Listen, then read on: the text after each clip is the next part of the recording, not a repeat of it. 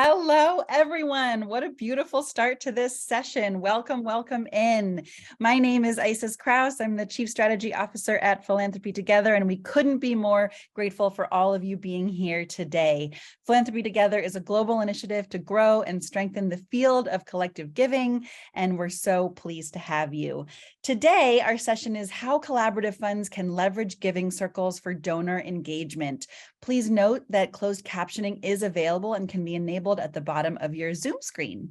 And before we get started, if you've joined us for another session, you already know, but we're doing a random drawing of one attendee who is here right now to receive a book of their choice from one of this year's incredible lineup of speakers.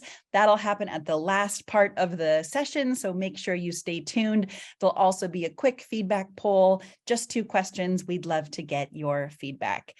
Today, I could not be more thrilled to welcome Jessie Spector, Director of Donor Engaging and Organizing at Thousand Currents, who runs the Giving Circle program there, and hopefully Izzy Snyder, a member of their Giving Circle as well. Today's session is all about how collaborative funds and giving circles work together to make magic. And this is especially meaningful to us here at Philanthropy Together. We started in the giving circle space. That's been what we've been focused on for the last 3 years.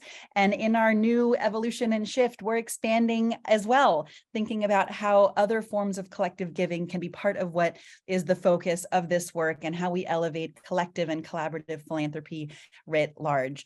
And for us right now, that also includes a focus on collaborative funds. So I'm excited to see how both of these worlds collide into one session, and Jessie will be sharing a lot more about that. So Jessie Snyder, welcome to the stage, and we'll kick it over to you to dive in. Thanks. Hi, everybody. Like Isis mentioned, my name is Jessie. I use the pronouns she, her, and hers, and I'm the Director of Donor Organizing at Thousand Currents. So some basics about Thousand Currents as a fund and about giving circles as a concept and how they work together. Thousand Currents is a nearly 40-year-old public foundation, and we're an intermediary. So we give grants to groups in the global South, in Latin America, in Africa, and in Asia and the Pacific that are doing work around climate, food sovereignty, and economic justice.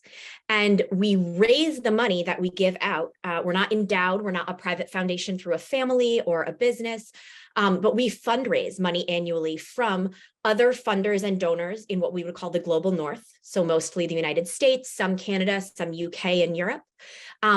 And the idea is, forgive me if this is repetitive, but want to make sure we're all on the same page about what an intermediary fund is and how that relates to a giving circle. Rather than calling ourselves a collaborative fund, we do call ourselves an intermediary. The idea being that bigger foundations or other foundations, and especially individuals in the United States or in other global North contexts, would love to support Guatemalan women farmer cooperatives or Indian peasant organizing or community-owned solar power projects run by Nepalese youth.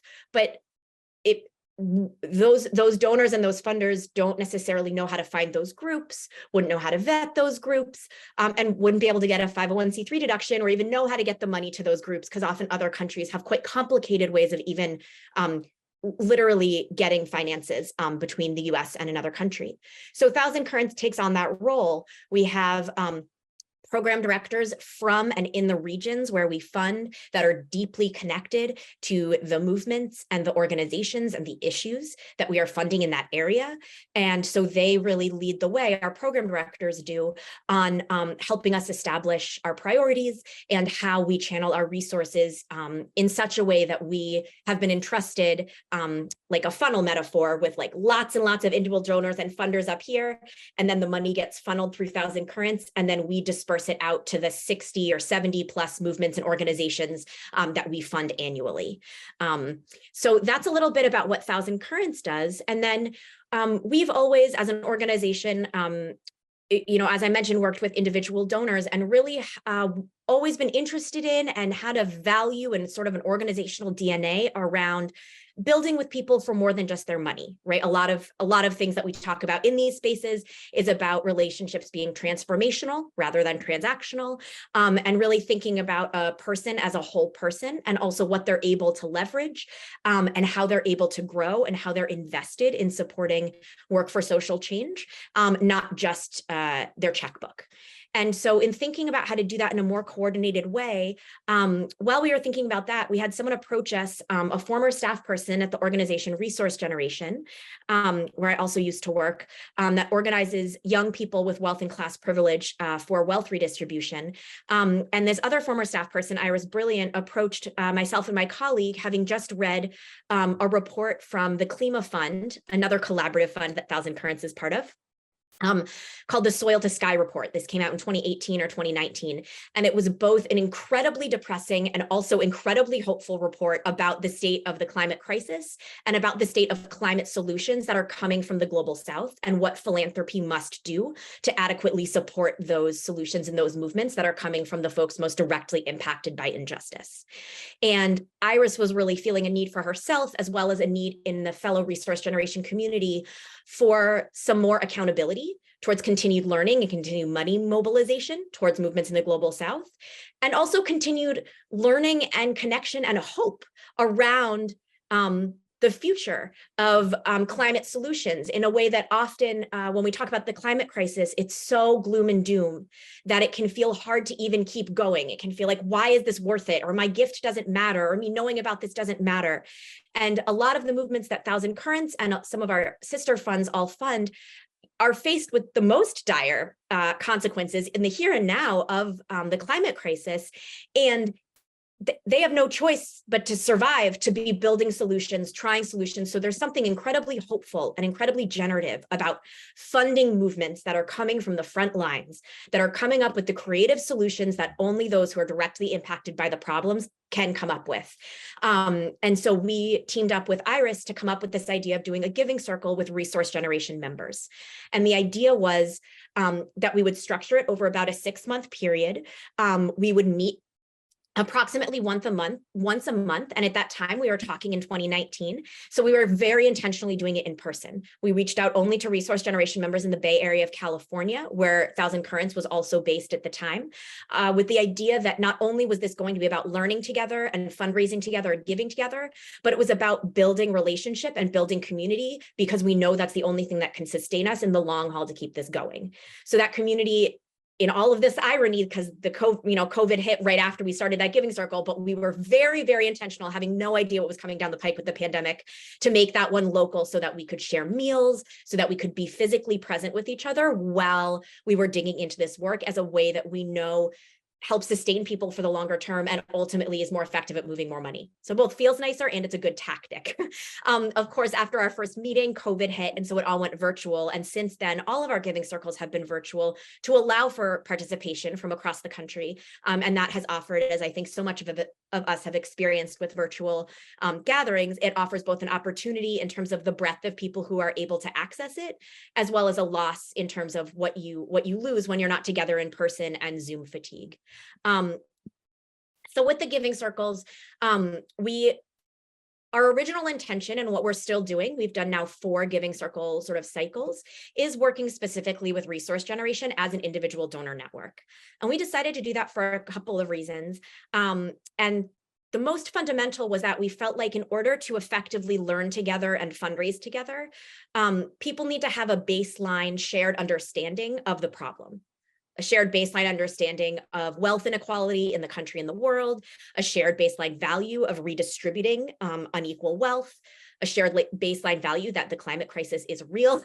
And we wanted to bring folks in based on the education and the organizing around finances and resources that we were then going to do in the giving circle. We wanted folks to come in with some basis of shared language, shared understanding, and a common framework that we could then build off of. And so that's why we partnered with Resource Generation, requesting that anyone who applied to the giving circle be a member of Resource Generation who'd gone through a certain breadth of their programming. So we could sort of start off at 201, if you will. Not every giving circle needs to do that. We're now talking about experimenting with partnering with resource generation members and having them each bring a family member or friend to participate as well, as a way to reach beyond our immediate audience. And we will very much start and use language that is different when we're bringing in people who might have a really different baseline understanding of what the problem is or what solutions are, to meet them where they're at and make it more accessible. So we initially chose to partner with resource generation so we could have that common framework, that common trust and baseline understanding. We partner with resource generation around a lot of things and have a deep relationship. And that's certainly not a stagnant decision. And we are looking currently to expand the giving circles that we are doing to be able to access new and different audiences.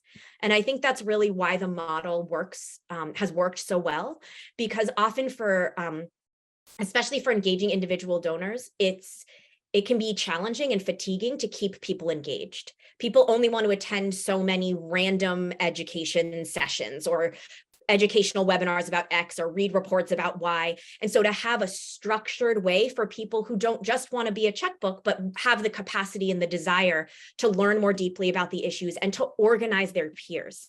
That was the other really key reason why we partnered with resource generation, is that we believe not only is it powerful to get individuals to really increase and push themselves on their own giving, but equally, if not more important, is to help those folks fundraise from their often also wealthy communities and families and networks.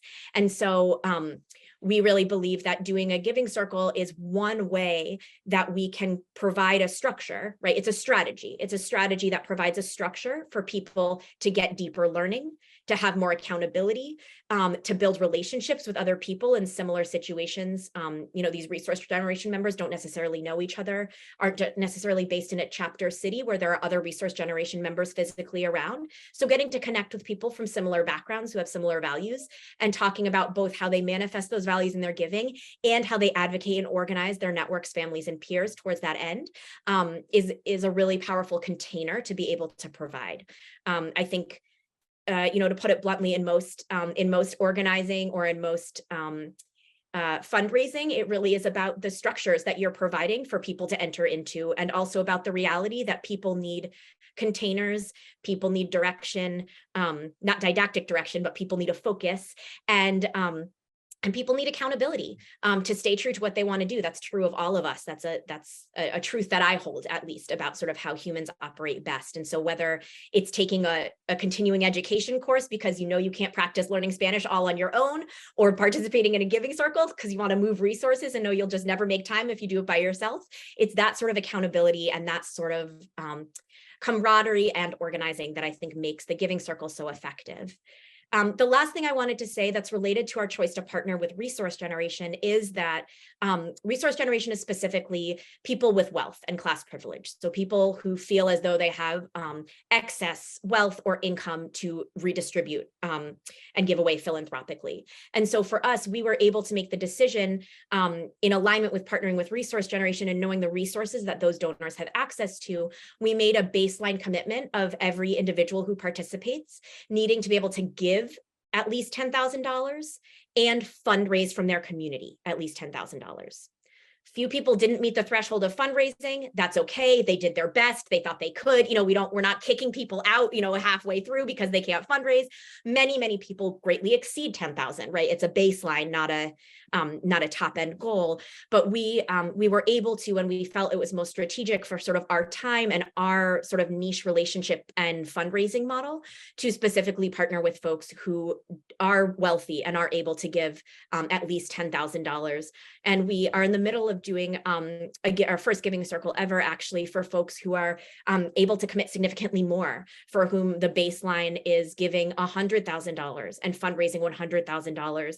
And knowing that those folks have a similar but distinct landscape of both their own philanthropy as well as their fundraising, when we're talking in 6-7 figure digits rather than 4 or 5 figure digits. And so tailoring and tweaking the programming and the fundraising support to folks in that situation, and thus making it sort of a separate giving circle, was another experiment we've done that seems to have worked out well for different people's or groups' needs.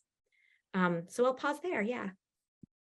Wonderful. Thank you so much, Jessie, for that overview. It's such a good grounding. I'm going to be moderating a bit of a Q&A with Jessie, and totally welcome other folks in the chat if you want to ask your questions of Jessie as well, and I'll queue them up. So I'd love for you to place us in one of those giving circles. You were saying the 2019 group at least was meeting monthly locally. Can you share how that's changed over the pandemic, if you have any groups now meeting virtually, or if you've added a virtual component? And we often get asked, what does an actual giving circle meeting look like or feel like? Take us through the art of what an actual session is like. Sure. So I do have to credit resource generation again here for developing a sort of model of time, length of time over months, as well as length of hours over meetings, with sort of a baseline model that has seemed to work as effectively as sort of ongoing Zoom meetings can. But yeah, once we went virtual with the Bay Area group, just after the second meeting, we've done our subsequent giving circles all virtually. And the way the format has worked is approximately once a month.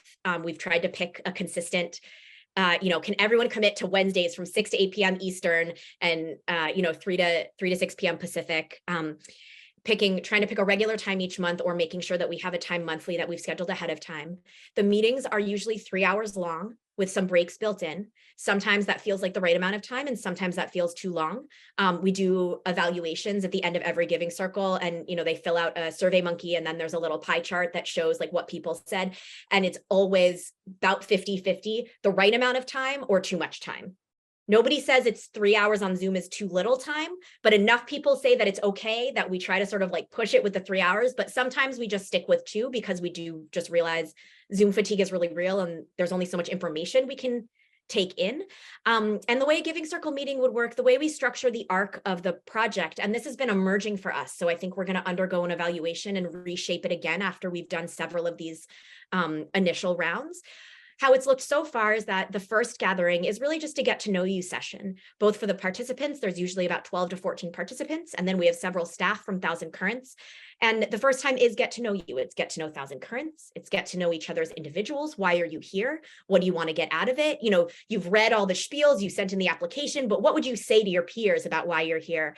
There's also some relationship building that has nothing to do with philanthropy or the giving circle. Exactly. Someone just put in the chat, creating community. It's about creating community. It's about creating trust. It's about creating community agreements, either formal group agreements or informal cultural norms.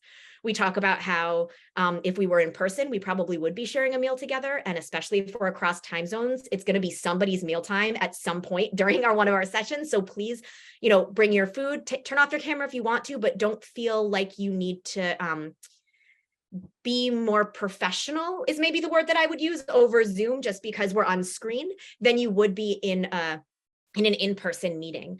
We also try to create space for learning more about each other's lives outside of our philanthropy and giving to better understand sort of where we're each coming from, and that's how we can support and challenge each other well. In a first meeting, we also talk about what the arc of the giving circle is going to look like, talk folks through what they'll learn. This past time, for the first time, we did one in-person gathering, which was super impactful. And we're definitely going to continue that again, to do at least one for each giving circle, so long as COVID permits. And then the subsequent giving circles, and part of what we talked through in the first one, is that the next several, maybe 3 sessions across maybe 3 months, although we're talking about shortening that time period, so it's a little bit more intensive.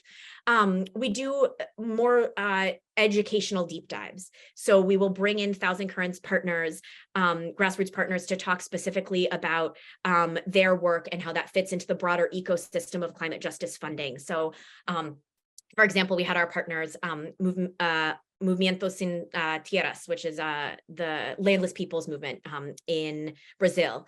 They're a movement partner of ours, and they came and spoke to the Giving Circle with a translator, an interpreter, about their work, claiming and reclaiming land that is meant for Indigenous ownership and stewardship, and about the intersections of their work that has to do both with food sovereignty as well as farming, as well as how that greatly connects to and is a critical part of creating climate solutions and a sustainable climate. And so it's a way to get, some places might call it a case study, some places might call it a deep dive, but a way to really get an intimate relationship and conversation with one of our movement partners, who can then answer questions in real time, really get to know a little bit more intimately pieces of those work that work. We then try to do some kind of debriefing with the giving circle. And frankly, this is something that we want to get better at, is sort of sorting the afterward time of after we do a case study or a deep dive, supporting people to do more synthesis of it for themselves and with each other around what they learned, what we were hearing. I think sometimes people just like take in a lot of information and like nod and smile a lot when learning, about grassroots movements or different solutions. And so really trying to help people like synthesize and process it as if, again, we were in an in-person seminar, and after there was a speaker, you got time to write and turn to your neighbor and have a full group discussion to sort of process what you just learned. So that's a few of the subsequent sessions, maybe 3 of them, 3 or 4 of them. And then we do a little bit more intentional synthesizing in a next meeting. So that would maybe be 3-4 months later, where again, we sort of circle back to like, okay, now that you've gotten in this information, let's talk again about Thousand Currents theory of change. And let's talk again about why we're funding grassroots movements. And let's talk about why climate solutions need to come from global South movements on the front lines. And let's synthesize this all together with now the deeper knowledge that you have from the partners that have been presenting. And I'll also mention that we often do like assigned readings between. Either one of our presenters will say, here's some relevant information about our work, that a video or a reading that the participants can look at prior to the session, or we will have assigned some articles, some reports or something to just go deeper into more of the information sharing piece. Then around the 5th session, we switch gears into fundraising, and we do a fundraising training, and we help people identify who they would fundraise to support Thousand Currents. They basically do a short-term fundraising campaign saying, will you join me? I am part of a group that is learning and giving big towards Thousand Currents climate justice solutions. This is why that's meaningful. This is what that is. This is what that means to me. And this is why it's meaningful to me. I know you care about the climate too. Will you join me? Right? And really coaching them through how to do that kind of fundraising, how to make a fundraising ask, how to follow up well, how awkward it can be to talk about money, how to know how to push people, but also support them in what they're deciding on, sort of all the brass tacks of fundraising. And then we send them off to do fundraising of their networks and provide a lot of one-on-one support, as well as have 1 or 2 Zoom sessions with the group to just say, how's it going? There's a lot of email conversation too in between. We really encourage people often forward along like, oh, this is the email I sent to my dad. And then look at this sweet response he wrote. And then there'll be a chain of like, wow, or like, that was a great way of framing it. Or like, oh, my dad resonates with that kind of language too. And so they get to riff off of each other around the practice of fundraising and advocating for what they want to support, as well as just supporting it themselves. And so once we go through that, we have a last maybe 7th-ish session, usually about 6 to 7 months after we first started. That's a conclusion, celebration, and evaluation. So we talk in a group about what we're happy about, what we're proud of, what we learned. We do a more formal written evaluation of each of the sessions, what people got out of them. Did we meet our goals for each session? What would they recommend or like to see in the future? And we talk about what they would want ongoing in the future. This is just a launch pad. So what kind of like ongoing community support conversation would they want to have? And that's also a place that we are looking to grow and get more particular and put more resources into, is how to, once the 6 to 8 months is over, how to help keep people engaged and go to the next level, and what does that continued participation look like? I love that. Thank you for painting that so clearly. And what's coming to mind is that for many who are in the Giving Circle universe, the parts that are missing from that journey that are often in other giving circles are the collective decision making around where the money actually goes. And I know in your case, it goes 2,000 currents and then you all direct it. Is there anything you wanted to say on that? You're on mute. Yeah. So I thank you for bringing that up, Isis, because I totally forgot to mention the sort of process of decision-making around money. So yes, a lot of giving circles, and I think there's no one definition of giving circle. It's like many other words we throw around in our vocabulary, and it means very different things to different people. And so what giving circle means in our particular context is that the participants are people with wealth from the global north and are not, know that they are not necessarily the best position to make decisions about necessarily where resources go. So similar to how Thousand Currents does all of our other fundraising, we say, we will give you what you need to know to be able and look at our track record to entrust us with stewarding resources to the front lines and global South movements, because we are part of and within and knowing of those ecosystems, so can best steward those resources. And so we say the same thing to the Giving Circle members. I think we came in, and my daughter is going to join me on screen here. I hope that's okay. Della, I'm telling them about some of the work that I do. And if you can be quiet and watch, you can stay with me, okay? Yeah. This is part of like humanizing the process too, right? Totally. So when we worked with the Giving Circle, I think when we were initially starting it, we had some thoughts around like, well, we should let them make decisions, and that's a really empowering part of participating in a Giving Circle. And we tried to figure out how to match participatory decision making with the way that Thousand Currents works, and we realized it just wasn't a match. It wasn't a match because it was very intentionally rich people from the United States. and our model is not having those folks, of which I am one, make decisions about where resources go to frontline movements, in the Amazon and in the Philippines. And that was received really well by our Giving. We've never had anybody say, I would love to participate in your Giving Circle, but I want power to make the choice about exactly where my money goes, so I'm not going to do it. They completely understand the model, and they actually feel aligned with, I think part of the ethos and the value of the Giving Circle is that these donors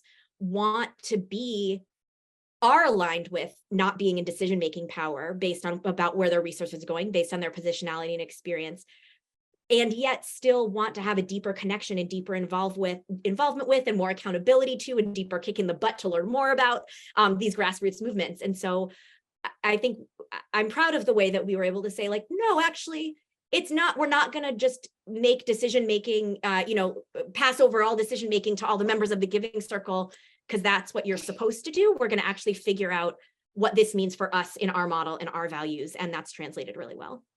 I love that. And we always say, if you know one Giving Circle, you know one Giving Circle, because everybody does do it so differently, and you have to do it in the way that aligns with your values and what you want to see in the world. And I really appreciate you sharing that.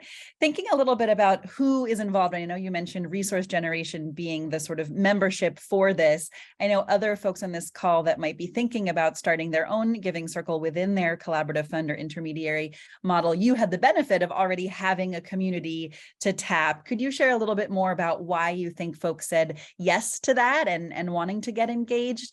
And if you were to give any advice to folks looking for members who might not have that built-in resource generation community, how they might be able to do that? Yeah, I'd say start with who your individual donors already are. If you don't have any individual donors, I would say actually make a relationship with a network of individual donors, because if you find one person, you find one person, and if you find a donor network, you find a whole network of them. But if your model is one of being a fund or a collaborative that already does have a base of individual donors, start with them, because they're obviously the most interested and the most, the most potentially willing to participate. And it might be, like we mentioned, partnering with resource generation has been a great baseline. And it's also a limiting fact. Like if you can only have resource generation members, that means you can't have people who are over 35. You're welcome. Are you ready to go? No? Okay. And so like I said, we are looking to expand both either partnering with other donor networks that we're still building more relationship with, or having resource generation members bring in family or friends. So my advice would be, if you have 5 individual donors to your fund, or 5 individuals would want to participate, or even 5 program officers who have discrete portfolio funds, start with them and do that 5, or have them each invite a friend, but start with who you have relationship with, because they're going to be the ones that are most interested to begin with. And that's why we started with resource generation. I love that. And what are some of the reasons why you think folks said yes to doing this, even though it was money, a lot of time? I think 3 hours on Zoom for some folks just sounds like the whole wide world. What are some of the reasons why folks joined? Because they care that the climate is burning and we're in crisis and don't know what to do about it.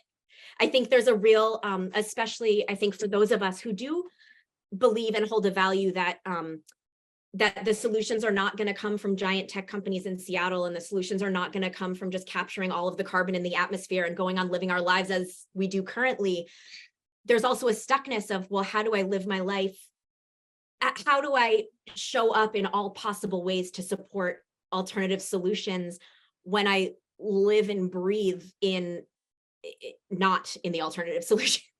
And so I think people said yes because they were sick of only reading about frontline communities from thousands of miles away, and they were sick of writing checks but not feeling like they were going to be held accountable to write another check if they just didn't get around to it the next year. So it was people really knowing that they needed kind of the kick in the butt, and they needed going to back to what I said at the beginning. They need the structure, and people know that about themselves. I think that's why we participate in any sort of collective processes, because we need the accountability of other people. And do you have a story or two of an arc that somebody went through over those 7 months? Yeah, good question. I think recently someone came to mind. There's one person who I'm thinking about from last year who is part of wealthy networks in a wealthy family, but had really never fundraised their family before. And a big part of their arc of participation was figuring out how to articulate the importance of the work that they wanted to support to their family members, and feeling so empowered as frankly as like a young woman in their family. It was really about their own personal process. It got very personal, but it was really about how they felt like as a young woman in their family, for the first time, they were able to bend the ear of their dad or their uncle and speak effectively and powerfully about this thing that they were supporting and want to advocate support for. And I feel like the Giving Circle gave them this space, and we were the accountability they were looking for at the right time to be able to do that. And I think we were able to provide that space. I'm thinking about a second person in a Giving Circle who really had their mind changed about why carbon fundamentalism and just carbon capturing and sequestration is not going to solve all the climate issues in the world. And that they really learned that, it takes a multifaceted movement of people, and that there are actually solutions coming from the global South that, if given the space to grow and to scale and to flourish, aren't just like nice ideas. They're actually like growable, scalable solutions to the climate crisis. And that it really was the education piece that really changed her mind. She really said, wow, I really came into this with a different mindset about what climate solutions are. And now I really understand that, like, it's not just, I think a lot of people support movements in the global South or social justice because they think it's the right thing to do, or they think it's the nice thing to do, or they feel bad and they want to do it. But actually, what I think this participant really encapsulated is that we need to support movements in the global South and climate solutions coming from them, because that's actually the solutions that are going to work to make a more sustainable world. We can't continue living the way that we are living and just make a few modifications and everything will be fine. Most people aren't living well in the world right now. So we need to make some deeper changes. And I think we really help people see that in a different way and give them hope that that was possible. Yeah. I love that. She's so cute. You've been talking this whole time about the concept of accountability and what that means. I'd love for you to double click on that in a Giving Circle context. What do you think accountability looks like, and how can Giving Circles within intermediaries or collaborative funds continue to be accountable even after they're a part of a Giving Circle cycle? Yeah. So to me, accountability, I think, happens a few ways. One is, if you don't show up to a session, people notice. There's like some very basic, like, people don't show up and people notice. If you don't do the reading, you're not able to discuss the thing. And that means that not only are you not doing the learning that you set out to do, but you're also not able to engage. You're also letting the other people down that you work with, that are other participants, because you're not able to engage with them in discussion the way that you signed up for. With the fundraising, we also have a very clear, the accountability is very practical. We have very clear timelines around when we really list out for people. This is when you should contact everyone you're fundraising, email or call them this week, and then give them about 2 weeks, and then contact them again. And then you need to have all your gifts in the door by this time. And you need, like, really giving a clear timeline. And that's another way that I think accountability around money can help. We also talk a lot in the Giving Circles about long-term commitments. So even if the Giving Circle isn't lasting beyond 6 or 8 months, a lot of people make individual commitments that are multi-year to giving towards Thousand Currents and climate work. And then the people who they fundraised for the Giving Circle are also then know about Thousand Currents and are on our rolls, and we get to develop a relationship with them, or the Giving Circle members. I've had a few people write to me a year after the Giving Circle and say, hey, my dad gave to you guys last year through the Giving Circle. Do you want me to ask him to give to you again? We're like, yeah. So it's really, the accountability is also building fundraisers. And I think accountability can be a scary word. And I wish I had like a different one right now, because I feel like people have there's like a big weight to it. But like, we all need accountability to really get anything done. And so I think it's just really being honest about that and the structures that we need to make it happen. I need you to stop spitting if you want to stay with me. I love that. And Mia Mingus's work around accountability as love, as a form of love, is really, really beautiful for anyone who hasn't read her work before.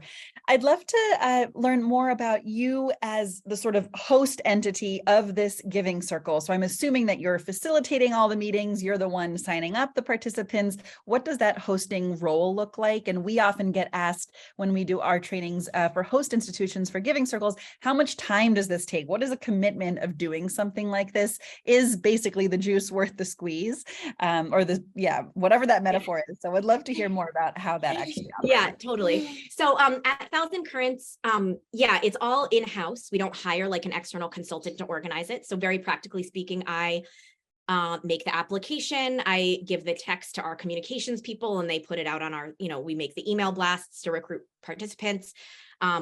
We review all of the applications and make sure people seem like a good fit. We do an application, but 98% of the people who apply, if not more, get in. It's more just like to screen to make sure that people are a right fit in the right journey, or sometimes people apply but actually have no time availability to participate. And we're just like, sorry, this isn't a reasonable, like you're actually not doing, like thinking reasonably about the time commitment for this. You would be great, but it's just not going to work for you right now.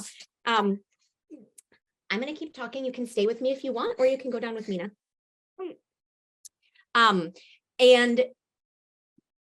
So I think that those are the sort of practicalities. I organize all the timing, I'll schedule all of the meetings, and then we do the in-house facilitation. It's myself, our director of philanthropic partnerships, and then our executive director we bring in for some key sessions. And then we also prep and brief our sort of partner presenters for much of the session. So we bring in like outside facilitators, so to speak, from our movement partner organizations or from other organizations to do those deep dives in those case studies. And so we spend some time prepping them to present and facilitate. I could not tell you how many hours. I probably should be tracking my hours better. But for us, it's definitely the juice is worth the squeeze, both because of the sheer financial resources that it does bring in to partner with individual wealthy people doing a Giving Circle and the fundraising that they're capable of, but also because it really does offer, you give people a deep experience and you get something deep back. And I think the financial structure of sort of us as a host organization, we need to look differently if it was a much more cross-class group. So there's other foundations that are also public foundations, like Social Justice Fund Northwest, based in the Pacific Northwest, that does Giving Circles, and all of their giving is through Giving Circles. And it's amazing. And they've totally transformed their philanthropy through over the past decade. And they have a very different revenue model generally and related to their Giving Circles than we do, because the focus of theirs is much more also about the cross-class decision making and the sharing power, and the different components that ours is. I mean, to be honest, ours is more focused on bringing in significant resources through the circle, at least in as far as these ones where we partner with resource generation. I love that. And knowing that nothing is perfect right off the bat, and you said you've been doing this for 4 or 5 years now at this point, what are some of the lessons that you've learned, or things you tried that just didn't end up working out that the audience can learn from? Yeah. So one is like, everything doesn't have to be in person, but we need to do at least 1, if not 2 in-person gatherings. So I think what we would ideally want to do is bookend, like start off with in-person so people really get to meet each other, build trust and relationship. And then maybe ending with a circle session in person. So that's the first one, is starting and ending with in-person, but still having the flexibility to have some over Zoom, and just knowing that the in-person will require flying and sort of a few day retreat kind of thing. The other thing, hey Dels, I'm so sorry. I need you to stop spitting. If you want to stay with me, you can, but I need you to be quiet while I talk. I will. Okay. But I just want you to come down. I'll come downstairs in about 10 minutes. Okay. You can stay with me while you're quiet, or you can go down on your own. Okay. Sorry. And like, this is real life for all of us, as I know. So lessons learned. Yeah. So things that went well, things that we would do differently. I think something else is that I don't know the magic fix for this. I don't think anybody does, but the information download in something like a Zoom. I mean, even in this, we're going to be in this for 50 minutes and it feels like people have just been listening to me talk for 45 of them. And how can you possibly take in that much information for that period of time? And so I think we still struggle. That's a really real question and a really real struggle with how to make it engaging. We do a lot of something that we started with and that we will definitely keep doing, that we do in all of our programming, is try to make it as interactive as possible, even over Zoom. So we do, breakout rooms, discussions. We have people journal and then share back. I'm so sorry. Hang on one second. No problem. And you're getting lots of love from the chat. I think I have a 3-year-old and a almost 6-year-old. I know many on our team do, and everyone at the summit. So we all totally understand. I appreciate this. That was not the plan, but it's nice. She's been dying to be in a work meeting. So got one this time.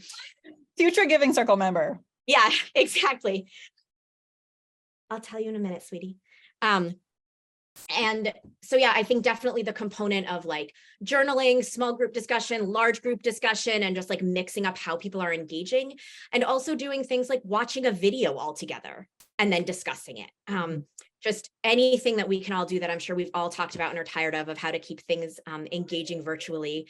It's also been a really good lesson to provide the fundraising support, and actually knowing that when people fundraise, that actually breaks open like another barrier of people's vulnerabilities and ways of connecting and ways of supporting them when they're needing to really confront talking about money with their families and their friends. And so getting to support them in that is also another thing that's like, it's not just a financial strategy to have them fundraise. It actually does help. I believe it's making all of our movements and all of our philanthropy stronger to support people to be good and strong fundraisers and advocates. And I know that part of being at Resource Generations, I'm sure there's some expectation there that they would be asked to fundraise from their peers. Have you seen any hesitation on that end? We got a question in the chat around how to help any potential donors overcome that fundraising hesitation. Yes, there's definitely hesitation. And yeah, kind of like I said, like, not to be too deep about it, but like there's no time like now when the world is burning. So it's I think there is a lot of hesitation. There's a lot of taboo talking about money in our culture. There's a lot of hesitation fundraising when that's not a culture of your relationship or that community. And so there's definitely different ways to make sure you're being respectful about it. And I think it's one of the most powerful things that we do, and that we can also do in progressive philanthropy and cross-class philanthropy, is talk about money. Even in philanthropy, we don't always like talk about money and talk about who has power over money and talk about where money is going. And so that is like a very critical part. And I think when people feel awkward about it, we do role plays. We say, tell me what your dad is like, and I will pretend to be him, or you pretend to be him, and I'll fundraise you. And how did that feel? I mean, it's very, it's like job interview prep. It's like any other kind of preparation for an important conversation. This one just happens to be about money, which is especially complicated. I love that. Seeing your daughter just reminds me that Giving Circle work is really about the joy and the love and the community, and breaking down barriers of us being, perfect humans on a Zoom screen, and really just the humanity that is this work. And I would love to hear how you keep your gatherings in your Giving Circle fun and joyous and light. What is the community building component? And beyond the Zoom sessions, are you also building community some other asynchronous way offline? Yeah, I feel like asynchronous is like the word of the month. But yes, we do. We really encourage, we make a Giving Circle listserv. And even though email is like very passe for some people these days, we do encourage using there's a lot of good conversation over the email thread, especially around the fundraising and sharing successes and challenges or disappointments. So there is definitely an email conversation that happens kind of in between the sessions as a way of people connecting. We also, one group, I think one or two groups created private Facebook groups for themselves to chat and learn about each other's lives. I believe one or two other groups made Slack channels that like I'm not even in. They just like have their own thing going, which is great. That's like the dream, is that it just like keeps going on its own without even my own facilitation. And like I mentioned before, we really do encourage people like, as long as it's not detracting or distracting from you being here, like bring your meals, or like your kid is showing up on your lap. This was, I think, prior to Giving Circles, but I would like nurse my kiddo when she was a tiny baby in meetings. And that was just part of how you show up. And as long as you're able to show up, you can show up how you are. And I think that's a really powerful way of helping people see each other's full selves, because that's who we are. That's who we all are, whether or not we show it on a screen or in a meeting. So yeah, those are a few different ones. That's beautiful. Thank you. I want to arm folks here with the tools to be able to go to their leadership or their boards or whoever they have to convince to do this kind of work. What is your pitch? Why should somebody do this? What's the reason why a collaborative fund or intermediary should get involved and host Giving Circles? A few reasons. It brings in individual donors to the work, which I would argue are some of the most powerful leverage points in funding what you care about. Two, it expands the structures and opportunities for doing the community engagement, maybe you could call it, or program offerings in a way that is structured and kind of kills two birds with one stone if you're looking to both fundraise as well as do deeper sort of like programmatic and educational offerings for your community. And I think it's a great way to also experiment with things. Like you said, one Giving Circle, one Giving Circle. So it can be whatever you want it to. It's really just a way to prompt people to think about sort of ongoing education, fundraising, giving, all in one intersectional package. And I think that's a really powerful way. It's very effective because it brings together all of those things. You're not just providing a program and then separately doing fundraising. You're doing them all together. And so I think that's the most effective argument I would use. I love that. Well, in our final minutes, do you have any closing words for this audience around our chat today? No, thank you everyone for listening in. I know it's the end of a long day, and we were supposed to have a participant here to speak alongside me, and she at the last minute had some health issues and couldn't make it.